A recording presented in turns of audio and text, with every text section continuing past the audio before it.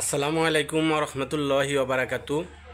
সম্মানিত দর্শক শ্রোতাবৃন্দ, আপনাদেরকে শুভেচ্ছা।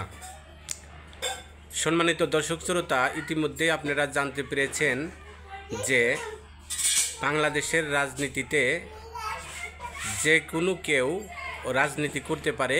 রাজনীতির শিক্ষাগত যোগ্যতা থাকলেই শুধু যে রাজনীতি করা যায়, রাজনীতিতে যে একটা আদর্শ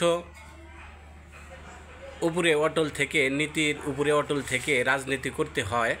বাংলাদেশের একমাত্র ইসলামপন্থী দল, কিছু সংখ্যক দল ছাড়া, ইসলামপন্থী সব বলতে সবাইকে আমি বোঝাচ্ছি না, মানে হাতে গোনা দুই একটা দল ছাড়া অধিকাংশ দল যে আদর্শ ধরে রাখতে পারে না। অল্প কিছু ক্ষমতার জন্য অথবা তার নিজের ভাগ্যের পরিবর্তনের জন্য, একটা এমপি হওয়ার জন্য, মন্ত্রিত্ব হওয়ার প্রশ্নই ওঠে না। একটা এমপি পাওয়ার জন্য সরকারিভাবে একটা গাড়ি পাবে, খোলা আকাশের নিচে ঘোরাফেরা করবে এবং তাকে কিছু পুলিশ প্রোটেকশন দিবে এমপি হিসাবে। এগুলোকে নিয়ে যারা চিন্তা এবং এগুলোর লোভে যারা বিভোর থাকে, প্রকৃতপক্ষে তারা আদর্শ বিচ্যুতি রাজনীতি করে। তেমনিভাবে আপনারা দেখতে পাচ্ছেন যে বিপিন নুরুল হক নূর, আমি বাংলাদেশের জনগণকে একটা জিনিস বলতে চাই, সেটা হচ্ছে বাংলাদেশের জনগণ আসলে অনেক বোকা, সহজ সরল। তারা যে কোনো একজন হুট করে বিপ্লবী একটি কথা বললেই তার পক্ষে তার সমর্থন হয়ে যায়, কিন্তু সে আদর্শের উপরে অটল আছে কিনা, তার বিষয়ে কি যোগ্যতা, খালি কিছু লেখাপড়া জেনে, ঠিক আছে, কিছু লেখাপড়া জেনে যোগ্যতা অর্জন করলেই যে সামাজিকভাবে সে নেতৃত্ব দিতে পারে, জনগণ এটা বুঝতে পারে না। তেমনি আদর্শ বিচ্যুতি একজন বিপিন নুরুল হক নূর, তিনি বিভিন্ন সময়ে বিভিন্ন উদ্ভট কথাবার্তা বলে জনগণের সামনে বিতর্কতে জন্ম দিয়েছেন। এই জন্য জনগণ সহজ সরল হলেও এখন বুঝতে পেরেছেন যে প্রকৃতপক্ষে বিপিন নুরুল হক নূর একজন উদ্ভট কথাবার্তা এবং সমালোচক। কারণ স্বার্থের জন্য যে কোনো মুহূর্তে ইউটার্ন করতে পারে এবং করতে তিনি অভ্যস্ত। যেমনইভাবে মরহুম হুসাইন মোহাম্মদ এরশাদ উদ্ভট কথাবার্তা বলে বা মন চাহে যেভাবে কথাবার্তা বলে হুট করে সিদ্ধান্ত নিয়ে জাতির সামনে সমালোচিত হয়েছিলেন, তেমনিভাবে দ্বিতীয় ছোট এরশাদ খ্যাত বিপিন নূর তেমনি উদ্ভট কথাবার্তা বলে জাতির সামনে দিবালোকের ন্যায় স্পষ্ট হয়ে উঠেছে যে উনি আদর্শ বিচ্যুতি রাজনীতি করে ক্ষমতার মোহে একটা এমপির জন্য।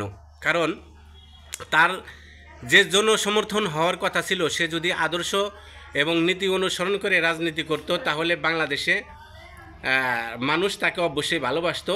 যেহেতু প্রথম দিকে আমি তার আদর্শে আমি বিশ্বাসী না, এবং তারপরে তার কথার জন্য তিনি যেভাবে মনে করেন যে রাজনৈতিক বিষয়ে কথাবার্তা বলে টর্চারিংয়ের শিকার হয়েছিলেন, সেই হিসাবে ওনাকে আমি একজন সাহসী হিসাবে,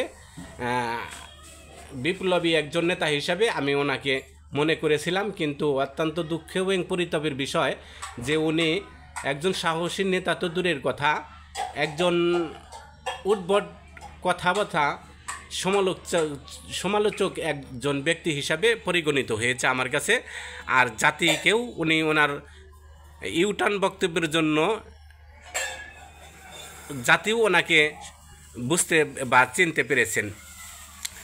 এই বিপিন নুরুল হক নূর কেমনিভাবে উনি বলতে পারলেন যে ইসলামী দল ক্ষমতায় আসলেও টিকে থাকতে পারবে না, আবার আসতে পারবে না 20-25 বছরের মধ্যে, অথচ উনি ইসলামী আন্দোলন বাংলাদেশ, জামাতি ইসলাম এবং অন্যান্য ইসলামের কথা আমি বাদই দিলাম, অন্য ইসলামী দলের কথা আমি বাদই দিলাম, এই দুইটা সমাবেশে যে লোকারণ্য হয়েছে, আমার তো মনে হয় বাংলাদেশের এমন কোনো রাজনীতিবিদ নিজের টাকা খেয়ে, নিজের পকেটের পয়সা খরচ করে ঢাকার বুকে যে জনসমাগম সৃষ্টি করবে, এরকম দল আমি এই ইসলামী এই দুইটা আন্দোলনের মধ্যে বাহিরে জামাত ইসলাম অর্থাৎ ইসলামী আন্দোলন ছাড়া আমি আর দেখি না।